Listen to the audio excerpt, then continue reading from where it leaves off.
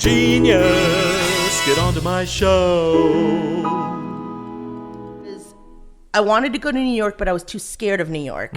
So I went to Chicago. I actually took opera lessons. And I was like, I don't want to be here. Like, this isn't, I love the place. Chicago was awesome. Yeah, great city, isn't it? Everybody is so nice, and I had a great time. My biggest regret is not getting stock in Starbucks. I was with them as a startup. You're kidding. No, and I was so young then. I was like 19 that I said, "Oh, I don't need that." Yeah. What? I know. I could. How did that happen?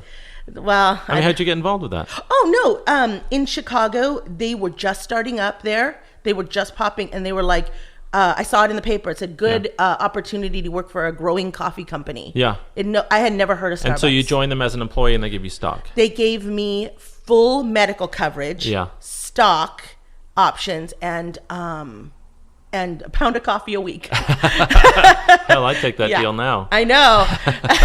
I'll just take the coffee now. Wow. Yeah, and then when I left, I think they just gave me a buyout. Like, they gave me a couple hundred. Yeah. And I was like, okay. Yeah. And dumb. And it'd be worth, tons and tons. I know. Oh, well. I know. But it's okay.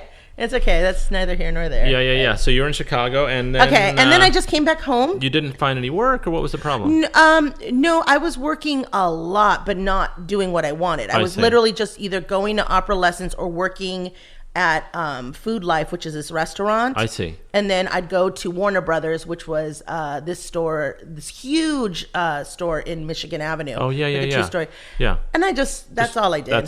That's it. And no performing. No performing at all. And I just wasn't. Is that why you went out there, though? It was. It just didn't pan out. I thought maybe I'd do theater, because I wanted to do theater. Yeah. Theater is where I wanted to be. Yeah. And that's why I was like, oh, I'll do theater here. I know they have the Steppenwolf. I know there's, so it just didn't pan out. Okay. And I came home. You came home. And then, like I said, I was doing these shows again because it was easy to go to the Melodrama and perform. And then my friend Kristen told me go to Glendale. And on the last day of my show, a agent saw me, and she signed me, and from there I started just getting like a little bit of work here and there. Yeah. And she was great, and then what happened was... So were you like on the verge of quitting it all, or were you still... because I've gone through periods where I just think, oh my God, I just don't want to do this anymore. Were you there at that point when you came back from Chicago, or were you still kind of fired up by the whole prospect? I think that helped that I got an agent like out of that show. Yeah. But there was a weird moment where when that happened, I was working. I had come back here, and I started working as a manager in, like, let's say you wanted to order shoes online. Yeah. You would call the 800 number, and it would come to our call center.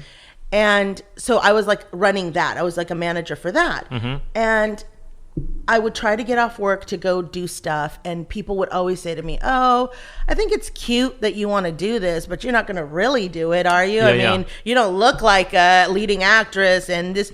So it kind of beat me down a little. And and my dad, who is always pro work, you work. Yeah. He said to me out of nowhere, just quit your job. And I go, but Dad, it's good money. Like, because I was making pretty good money. Yeah. He goes, you're not happy. He saw where it was going. He's like, you're not happy. And no joke, I quit my job. I was moving into an apartment with my sister that was like expensive at the time. And I had no way to pay for it except for the little teeny bit of savings. And 2 weeks later, I got a national commercial.